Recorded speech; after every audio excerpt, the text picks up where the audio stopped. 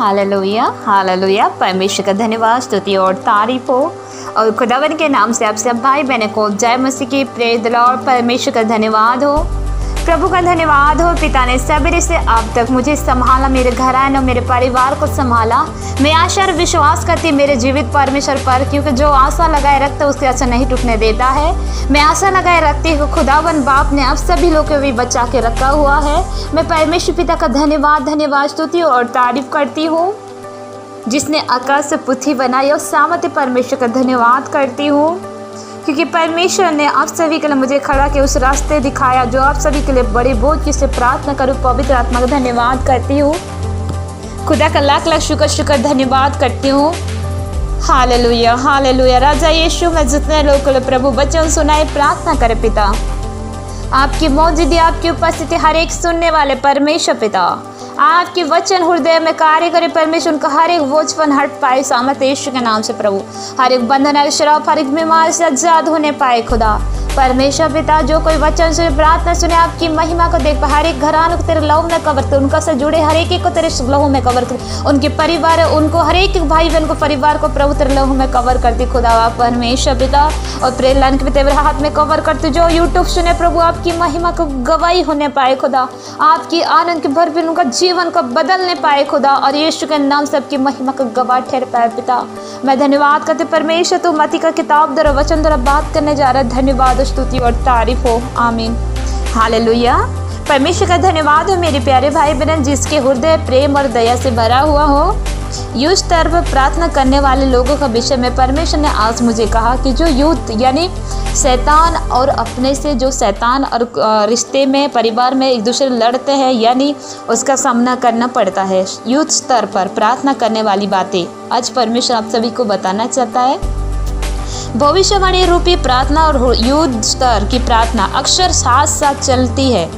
यानी मत्ती का किताब उसका 12 उसका 29 अध्याय में इस तरह का वचन बताती, क्योंकि कोई मनुष्य किसी बलबंद के घरों में घुसकर उसका माल लूट सकता है, तो भी जब तक कि पहले उस बलबंद को ना बांध ले, और तब तक उसका घर लूट लेगा। यदि एक शराबी और क्रोधी व्यक्ति का हम चाहते हैं कि वह सुधर जाए, तो हमें युद्ध की रूपी प्रार्थना से इन दुष्टी शक्तियों को बांधना होगा, तो भी हम वो व्यक्ति स्वतंत्र हो जाएगा जिसका हृदय प्रेम और दया से भरा हुआ। प्रार्थना के एक उत्तर पाने के लिए यह आवश्यक है। यदि हम शराबी और क्रोधी व्यक्ति से प्रेम नहीं कर सकते हैं, तब हमारी प्रार्थना में दया नहीं होगी, वो गिड़गिड़ाना नहीं पाया जाएगा। जब कभी भी यीशु ने आश्चर्य काम किया, उसी समय वो दया से भरा हुआ था। यदि आपके मन में अपने शहर के लोगों के लिए सच्चा प्रेम नहीं है, तो आपके मरती हुई आत्मा का बोझ नहीं होगा। बिना बोझ की प्रार्थना नहीं हो सकता है। हालेलुया।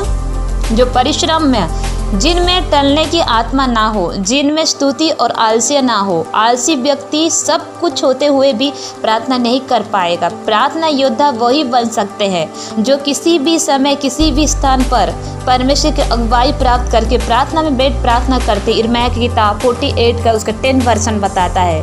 हालेलुया। अगर आप वचन पढ़ते हैं, अगर आप प्रार्थना करते हैं, अगर आप निराश और हताश है, तो आपको दूसरे को भी समझना है, क्योंकि पौलुस कहता है मैं निर्बल के लिए निर्बल बना, ताकि निर्बल को खींच के लाऊं। और क्या कहा पौलुस ने? हालेलुया।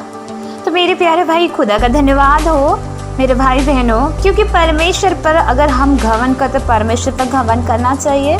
अगर कोई इंसान दुख और निराश और हताश से गिर चुका है, तो आपको क्या करना है? तरस खाना है। जरूरी नहीं कि आप उस मनुष्य को क्या करें, उस मनुष्य को जरूरी नहीं कि आप धन दौलत सौरत दो या दौलत पारे से दोस्ती करो, पर रिश्ता उन्हीं का साथ निभाओ। पौलुस कहता है मैं निर्बल के निर्बल बना, ताकि निर्बलता लोग, ताकि निर्बलता खींच के ले आऊँ।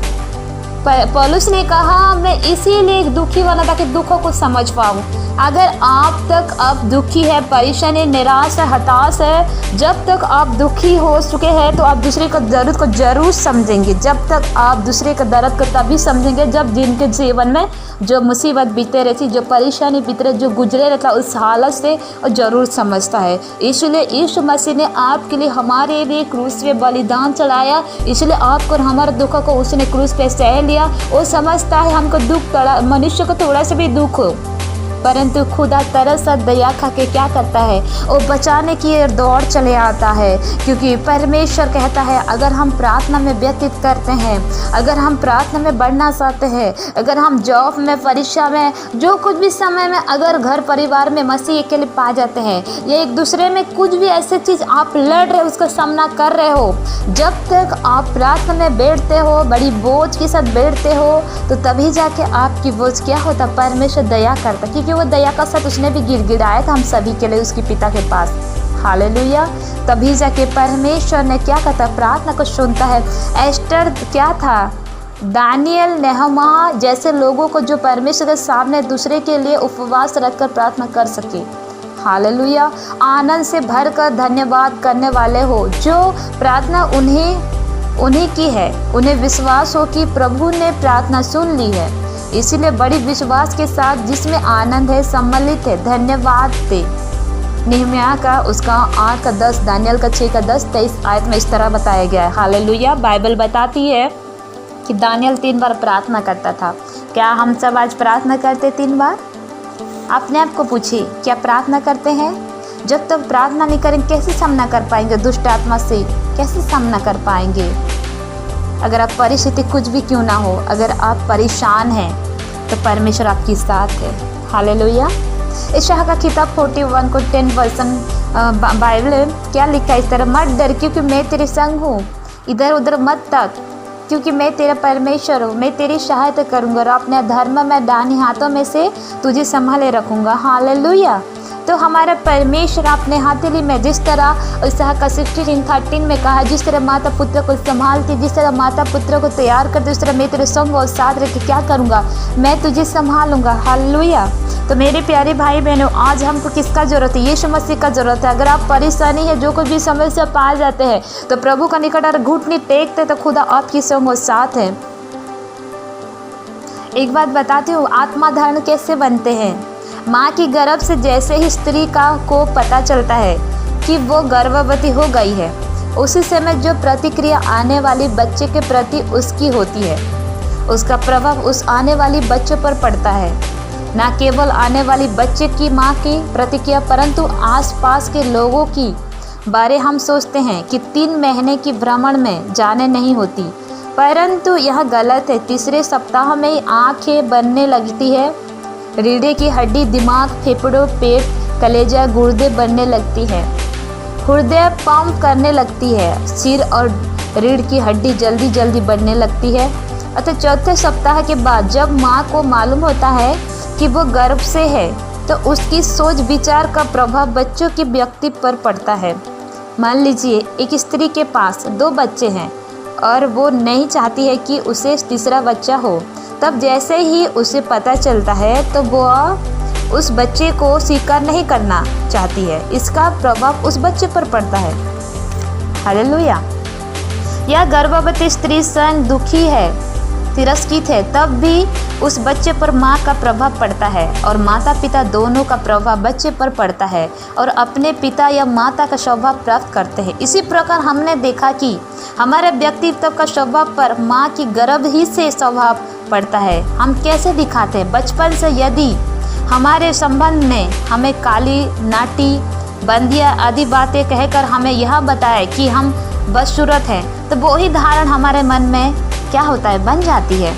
या दूसरी तरफ यदि हमारी संबंध ने हमारे रूपों को इस प्रकार सराहा कि हमने घमंड आ गया, हम अपने बारे में सोचने लगते हैं कि हमसे सुंदर और कोई नहीं है, वो भी गलत धारण है, क्योंकि उससे भी हम दूसरे को तुच्छ समझते हैं और उन्हें प्रेम भी नहीं कर सकते हैं।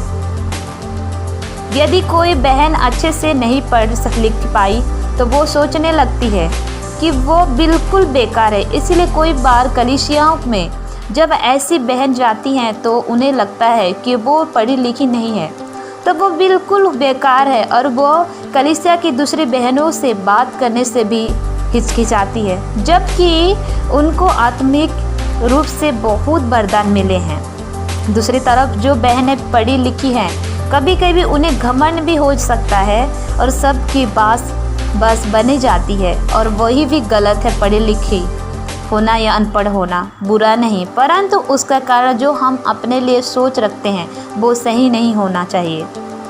कौन सा? ये वाला जो घमंड की बातें सही नहीं होना चाहिए, ये सही नहीं है और सही नहीं होना चाहिए। हमारे माता पिता या हम कौन सी जाति के हैं, हमारे माता पिता क्या काम करते हैं, इससे भी हम अपने बारे में धारणा बना लेते हैं। एक मनुष्य ऐसे सोचता है। एक बहुत सुंदर स्त्री सी मेरी मुलाकात हुई, परंतु उसका संबंध में किसी से भी बहुत दिन तक मधुर नहीं रह पाता था।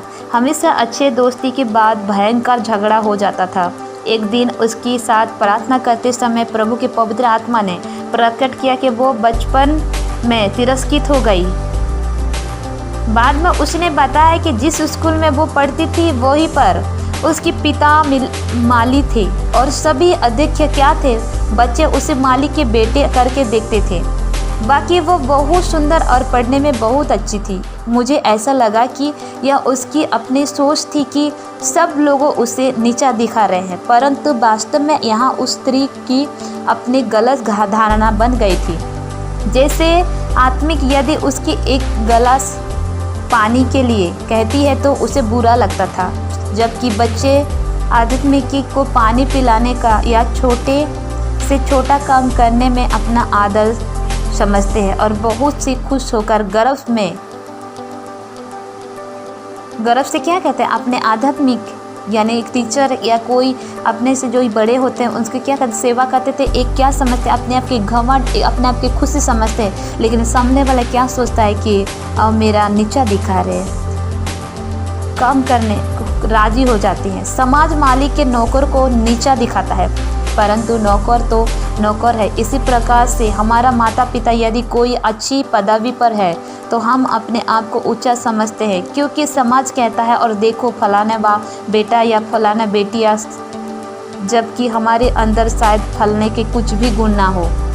ये कौन सी स्थान है और कौन सी स्थान में रहते हैं, कौन सी स्कूल में पढ़े हैं। अगर कोई हिंदी मीडियम में स्कूल में पढ़ता है तो अंग्रेजी वाले को नीचा दिखाता है। सोचो, इस मनीव का सोच कैसा सोच है। जब हम दूसरे दृष्टिकोणों से अपने आप को देखते हैं तो हमारी आत्मीय धारणा गलत होती है, परंतु जब हमने अपने आप को यीशु की दृष्टि में देखते हैं तो क्या होता, हमारी आत्मीय धारणा बिल्कुल ठीक रहती है। हालेलुया। मेरे प्यारे भाई बहनों, आज यही मैं कहना चाहूँगी कि उस स्त्री के बारे में जिसने उसने अपने आप को घमंड, सुंदर पढ़ने लिखने में रहती थी, घमंड करती थी।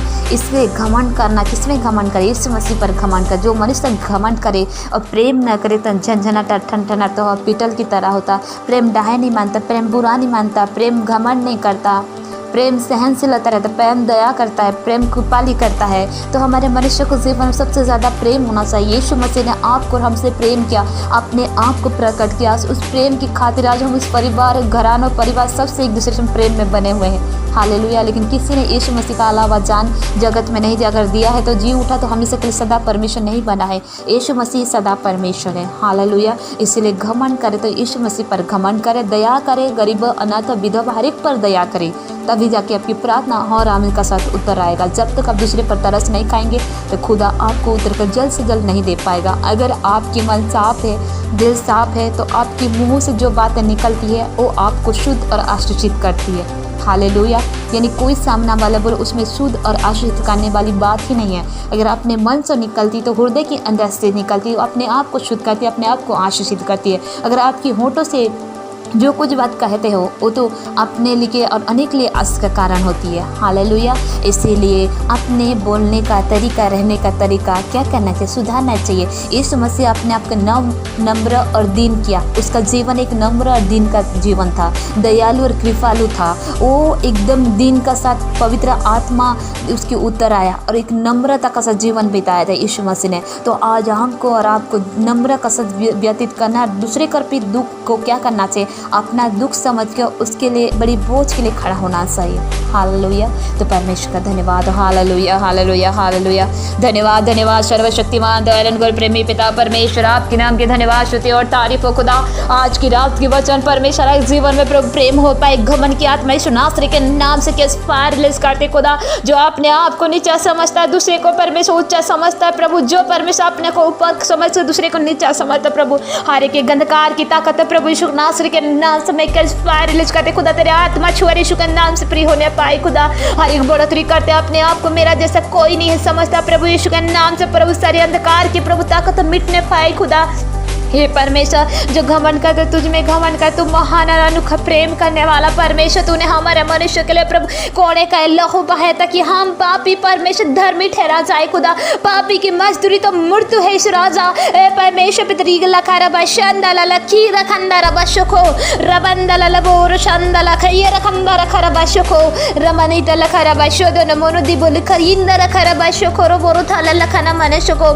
पिता परमेश्वर, जो आप तक घमंड में जी रहे प्रभु, हर एक घमंड की आत्मा प्रभु का जीवन से लाइफ से छाए खुदा, उनके परिवार से छाए खुदा। वर राजा घमंड की आत्मा ने प्रभु दया प्रेम और कृपा नम्र की आत्मा प्रभु मैं स्वागत करती पवित्र आत्मा उनको जीवन में कब्जा कीजिए। अपने परिवार भाई बहन स्त्री पति पत्नी बच्चों का आदर के यज्ञ हो खुदा, और प्रभु एक दूसरे को आदर करने वाले बन पाए खुदा। तेरे आत्मा कार्य करे प्रभु, प्रेम डाये बुरा नहीं मानती, घमंड नहीं करता। हर एक जीवन तेरे क्रूस की प्रेम उंधल दे खुदा, ताकि हर एक परमेश्वर लोग नासेरी को प्रभु गंजारी का नफरत करते परमेश्वर, जो कमानी नहीं प्रभु गरीब में परिस्थिति है परमेश्वर पिता कर्ज में सारे लोगों के नफरत करते प्रभु परमेश्वर, उस नफरत का आत्मा से प्रभु हर एक मनुष्य आजाद होने पाए, बेबिचार की आत्मा से आजाद होने पाए खुदा। मेरे परमेश्वर रिबा खारा बाशोदन बोरुथा लखारा बाशोदन नी निखला बुखोरबा रिबा रथना माना सुदर बुरुदन दिखरी बरशो खोनो बोरिश लखारा बाशते। मेरे प्रभु यीशु राजा, हर एक तेरे हाथ में शक्ति खुदावन परमेश्वर, जो प्रार्थना सुने उनका घराना उनका परिवार में जो भी घमंड करता प्रभु यीशु के नाम से मैं कैच फायर रिलीज करती कैच फायर रिलीज करती, गेट आउट करते नाज़रेत यीशु के नाम से। और मैं प्रे करती प्रभु यीशु के लहू को लगाते सारे घमंड की आत्मा से आजाद की घोषणा करती हूँ। चाहे पैसा है, दौलत है, शौहरत है, बंगला हो, गाड़ी हो, गरीबी हो, अमीर हो, काम हो, कर्जे हो, जो कुछ में पढ़ाई हो लिखाई हो, जॉब में जो कुछ में घमंड करता प्रभु, हर घमंड की आत्मा चुकना चूर होने पाए खुदा। और उस मनुष्य घमंड की आत्मा से नम्र और दीन का प्रभु तेरे आत्मा मांगते उनका जीवन में प्रवेश करे खुदा। प्रभु जो भी सुंदरता में घमंड करता है, अपने बुद्धि में घमंड करता, बुद्धिमान को मूर्खता करता है, और मूर्ख लोग को तूने पतरस को चुना, उस तरह हर एक आत्मा को चुन ले मेरे खुदा बाप परमेश्वर, दया कृपा कर खुदा। मैं धन्यवाद करती प्रभु, हर एक नम्र की आत्मा तेरे स्वागत करती पवित्र आत्मा उनका जीवन में कब्जा तेरे नम्र की आत्मा धारण करने में सहायता कीजिए। मैं धन्यवाद करती परमेश्वर तेरे सामर्थ्य हाथ आ रहा पिता, मैं धन्यवाद करती खुदा बाप मेरे खुदा बाप, हर एक के तेरे हाथ में शक्ति प्रभु, सब रिश्ते नाना प्रकार इसी ने बुरी शक्ति से बचाए खुदा। रात्रि कड़े मीठी नींद दे परमेश्वर पिता राजा, तेरे स्वर्ग शुरू से प्रदान कर दर्शन विजन द्वारा बात के शांति के राजकुमार तेरे शांति का श्रोता उनका जीवन में बहे। और प्रभु सारी जंगली विजय दर्शन सपना द्वारा परमेश्वर उनका शरीरों को घायल करती है, सपनों द्वारा उनको बरकतों को चुरा दी प्रभु, सपनों द्वारा उनका फल बन कर चुराती, सारी शैतान की ताकत यीशु के नाम से मैं कैंसिल करती खुदा। नाज़रेत यीशु के लहू को लगाती प्रभु, और तेरे बरकत फलवंत को मांगते उनको जीवन में आज की घोषणा करते पिता। मेरे परमेश्वर पिता तेरे सामर्थ्य हाथ आया, धन्यवाद परमेश्वर, हर एक को तेरे हाथ में शक्ति साबरी से अब तक सहायता किया, आपसे लेकर सबरी तक सहायता कर, कल की नया दिन दिखा परमेश्वर। इतना भाई बहन सुने तेरे शांति का नींद को पाए, शांति का श्रोता पाए, जितना भी निराश और दुखात हताश है प्रभु, वो अपने समझे दूसरे को समझने वाले बन पाए खुदा। और हर एक दुख हो प्रभु यीशु के नासरी के नाम से प्रभु को परमेश्वर तेरे क्रूस में तू हरा चुका है खुदा, और हर एक मनुष्य को तू जयवंत करने जा रहे पिता। मैं धन्यवाद करती खुदा, धन्यवाद परमेश्वर, हर एक को जयवंत करने के लिए प्रभु तू खड़ा हो चुका है, धन्यवाद करती हूँ। हर एक के तेरे हाथ के शक्ति प्रभु प्रार्थना सुना, धन्यवाद, सारी बातें में महिमा मिले, यीशु नासरी के नाम से दुआ को मांगते हैं परमेश्वर पिता, सुनो दया से कबूल कर परमेश्वर का पिता, आमीन आमीन आमीन।